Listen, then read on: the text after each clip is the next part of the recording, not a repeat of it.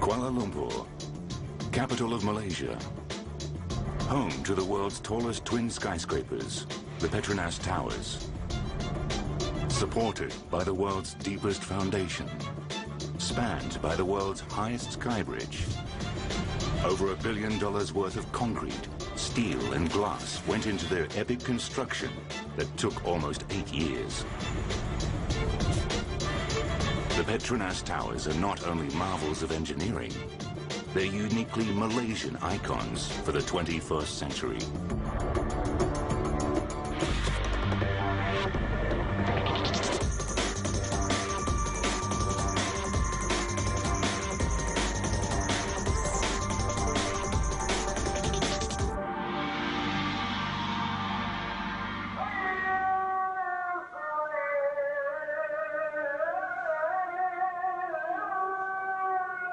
Malaysia is a bustling melting pot of races and religions.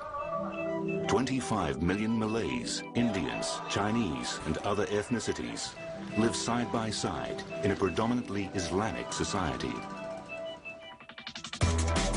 Economic development between the 1980s and 90s has also put the country on the fast track to becoming one of Southeast Asia's tiger economies. One major beneficiary of this prosperous time is Malaysia's capital city, Kuala Lumpur, the heart of the country's industry and commerce. During this period, the physical landscape of the city transformed.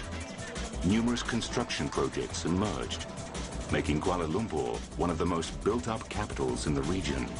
One of my abiding memories of Kuala Lumpur in the 1990s was just the number of cranes on the skyline. I've never seen a city, I think, with so much construction going on. But despite the construction boom, the cityscape still didn't have a focal point, a single identifiable landmark that the world would come to know.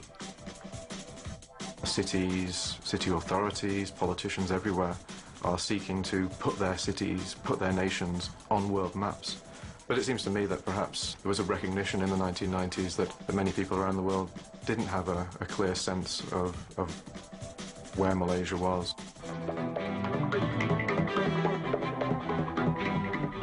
The Malaysian government sought to rectify this and let the world know they were a true global player. They needed to build a first world icon grand enough to announce their arrival on the world stage.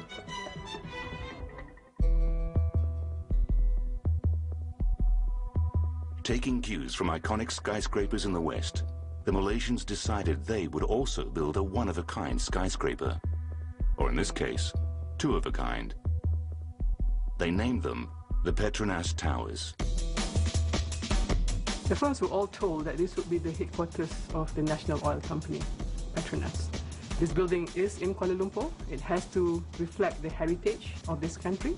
It had to reflect the cultures. But very importantly, we said we wanted this building to look beautiful, to show progress. Alida Arif was one of the key administrators in charge of planning the towers. And, like many of her colleagues at the time, she saw the symbolic value in a skyscraper. It was very important of us for the symbolic reasons to show progress, to show aspirations of the country. That's aspirations for Malaysia to become an industrialized country. The design of the tower, in particular because of its heights, is sort of reaching for the sky image, seems to depict that aspiration.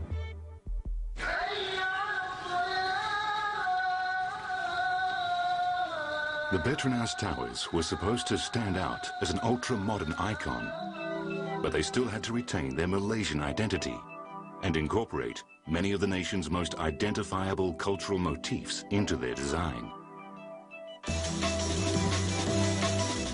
With this brief in mind, a competition was launched worldwide for top architectural firms to submit design ideas. The winning entry eventually comes from Cesar Pelli, the world-renowned Argentinian architect. I thought that the request that we connect the building with Malaysia was a very good request. And we explored quite thoroughly Malaysian traditions, Malaysian buildings, Malaysian crafts to capture the essence of what Malaysian means in a building. took his inspiration from what he saw all around Kuala Lumpur. He reinterpreted the symmetrical patterns of classic Islamic architecture and integrated them into the design of the ultra-modern Twin Towers. As a result, bridging the gap between technology and tradition. A concept he used to further emphasize the tower's presence as a gateway.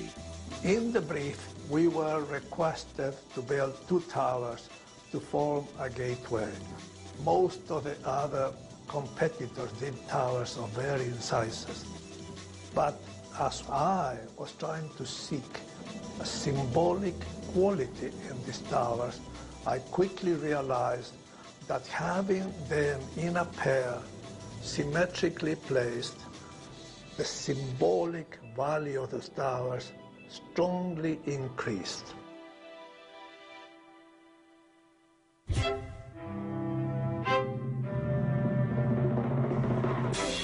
With design decided upon, the engineering team was given a deadline of only 3 years to complete the construction of the Petronas towers. It was an ambitious timeline, and to achieve it, they'd have to build the towers faster than any skyscraper construction anywhere in the world.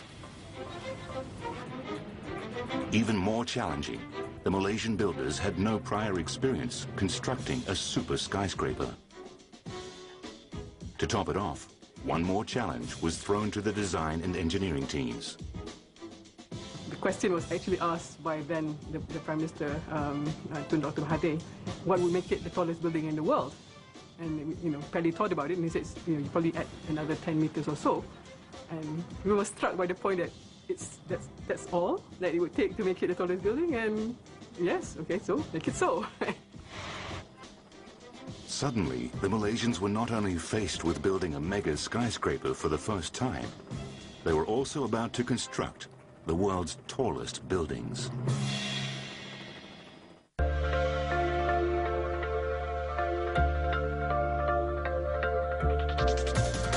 Today, Malaysia's capital, Kuala Lumpur, is identified by an iconic landmark, the Petronas Towers. People from all over come to see the world's tallest twin skyscrapers. But as much as the Petronas Towers stand out internationally, they're also able to blend into their Malaysian surroundings. This is the result of a strict brief given to Argentinian architect Cesar Pelli. Pelli's design adapts the geometric shapes of Islamic architecture found all around Kuala Lumpur and reinterprets classical Islamic patterns. That decorative elements of the towers, floor patterns, wall patterns, that incorporated not only Islamic traditions of the design, but many specifically Malaysian crafts and decorative elements. Those are now transformed into contemporary visions of what is a very old tradition. Even the shape of the building has its roots in Islamic design. 2 interlocking squares form the 8-pointed star shape of the tower's floor plate, an important motif in Islamic art that symbolizes unity and strength. This interlocking of the squares have played very importantly in the floor plate of the tower. Now it's based on a simple geometric form of a square, and interlocked with a second square, and this forms the basic geometric form of Islamic geometry. But the floor plate design has a fundamental problem. Its interlocking squares limit the usable floor space in the building.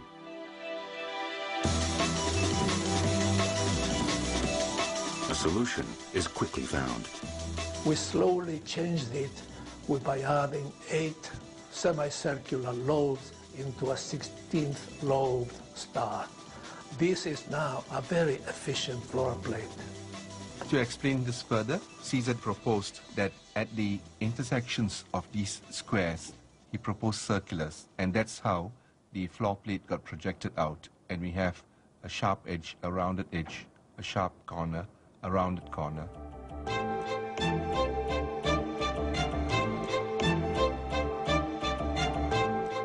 The major design issues may have been resolved, but the bigger challenge remained. How do you build the tallest skyscrapers in the world?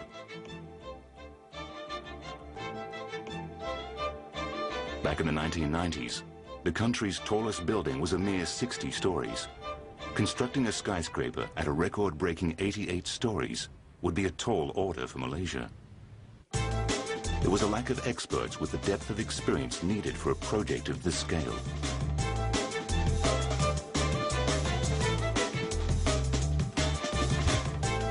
A multinational team was quickly assembled, the likes of which had never been seen in Malaysia before. This was very much a multinational effort. We had the English, we had the Scots, we had the Americans, we had the Canadians, we had the Japanese, we had the Koreans, we had the Chinese. You know, almost every single country was represented in one form or another. So it wasn't just a local effort.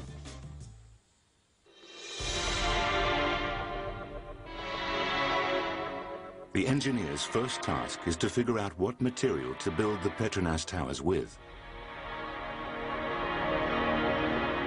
Skyscrapers are usually built with steel, but steel is not only an expensive material, it's something Malaysia is short of and also unfamiliar with. Now, if these towers were constructed in America or in Japan, they definitely would have been steel structures. To build the towers this tall, using mostly steel, would have blown the budget sky high. The solution was to go with the one material the Malaysian construction industry had in abundance: concrete.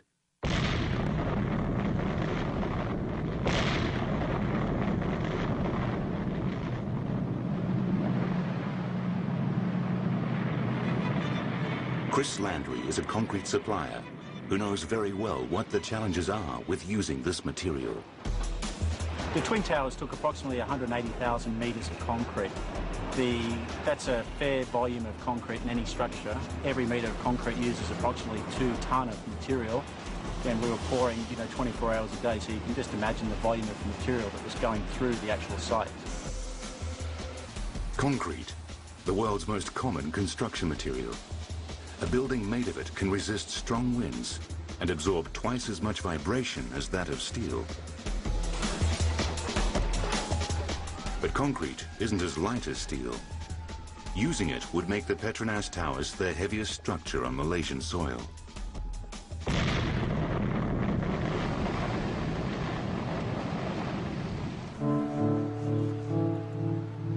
The combined weight of the towers reaches a staggering 600,000 metric tons, the equivalent of almost 4,000 jumbo jets.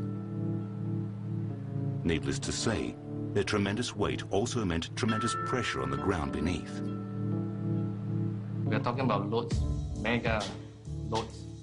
Here we have each tower's loads which are close to about 300,000 metric tons. So under such loads, with such mega building, we would need a huge and a large foundation to carry this building. To cope with the crushing pressure generated by the weight of the tallest towers in the world, engineers realized they'd have to plan and build the world's deepest foundation.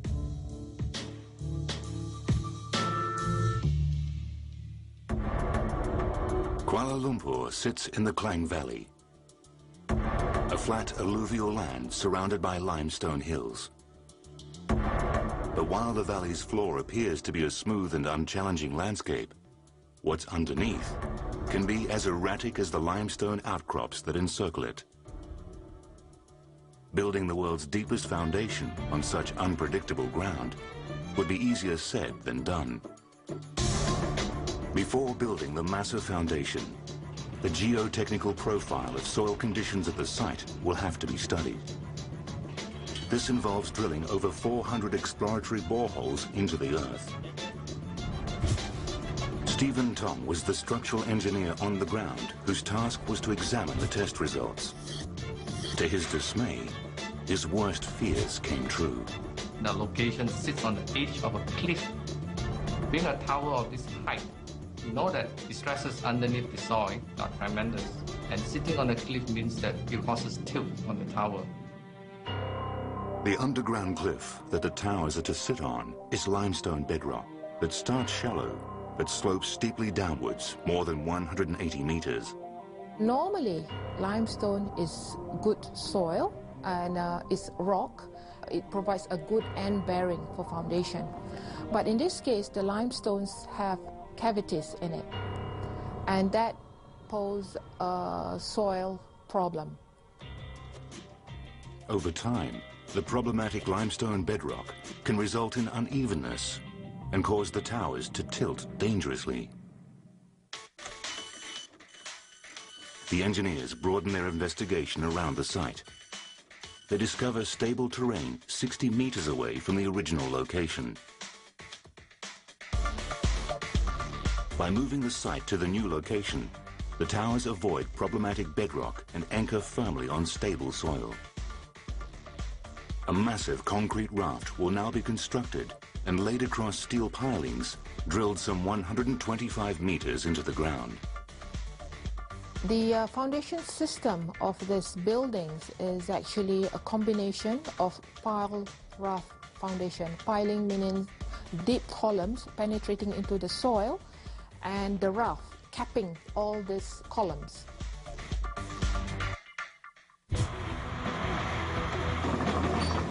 To prepare the ground for the foundation, an army of builders and digging machines are brought in to excavate the initial depth. Even a large underground stream is no match for these diggers. Powerful water pumps are used to turn the stream into a mere puddle. Pilings are driven firmly into the ground to form the skeleton of the foundation. To fill the 4.5-meter thick foundation skeleton, over 13,000 cubic meters of concrete is required, the same volume as 5 Olympic-sized swimming pools.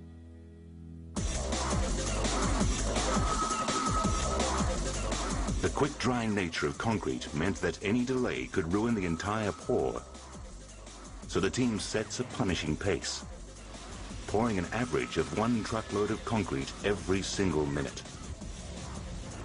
The pouring goes like clockwork from day to night. Not even a strong tropical storm can stop the men from continuing their work.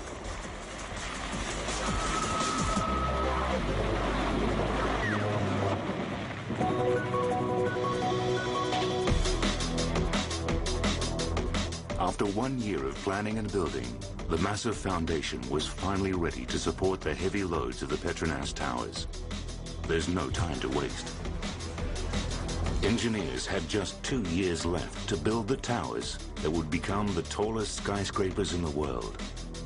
There would be no room for mistakes.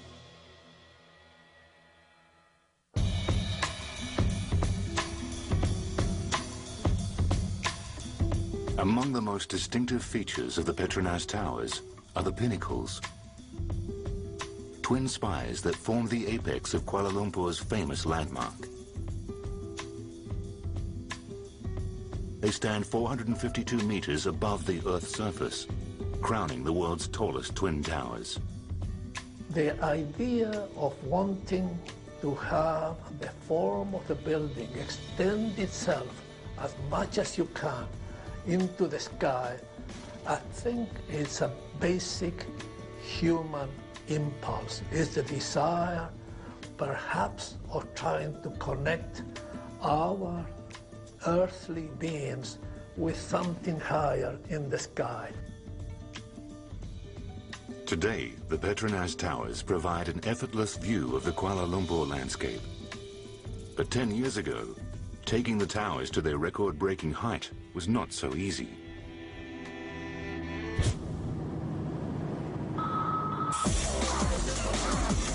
During the construction of the towers, building each floor of the 88-story skyscraper was back-breaking work with no margin for error.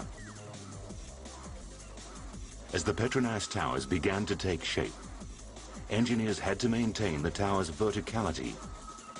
This means keeping the building straight as it climbs to the top. A deviation of even millimeters can cause the skyscraper to lean. Building crews were also in the race against time. They had only 2 years to complete the construction of both towers. To meet this tight deadline, planning managers realized they had to build one floor of the Petronas towers every 4 days. We were looking at a 4-day cycle per floor, and that is very, very fast. Even today, that is still among the highest rate of construction in any of the tall buildings anywhere around the world.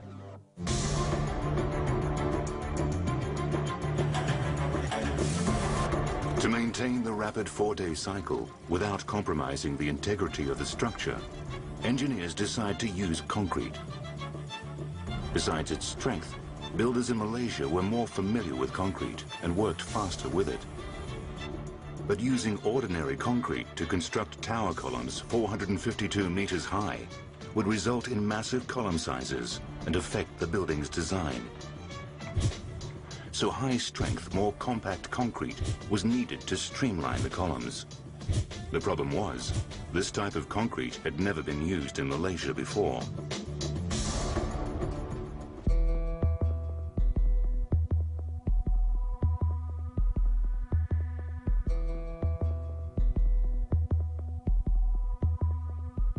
Engineers brought in high-strength concrete experts, like Simon Jeffrey, to push the concrete mix to unprecedented strength levels. Here's our compression machine. This machine can compress up to 3,000 kilonewtons.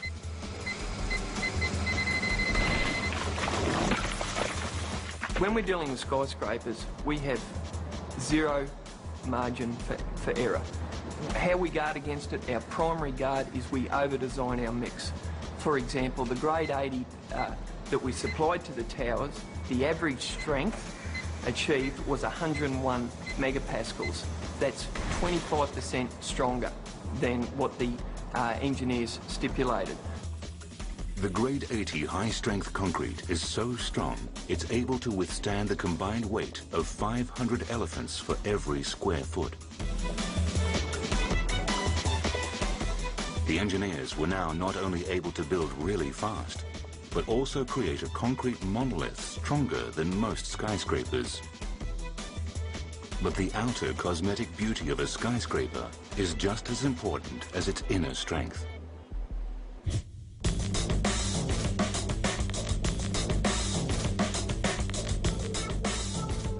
Besides trying to build the tallest skyscrapers in the world, the Malaysians wanted to build one of the most beautiful buildings in the world. But beautifying giant skyscrapers is no easy task. It would involve using over 80,000 square meters of steel to add another unique feature to the towers. These are the only 2 towers in the world which are cladded in stainless steel, completely. The stainless steel is a beautiful material.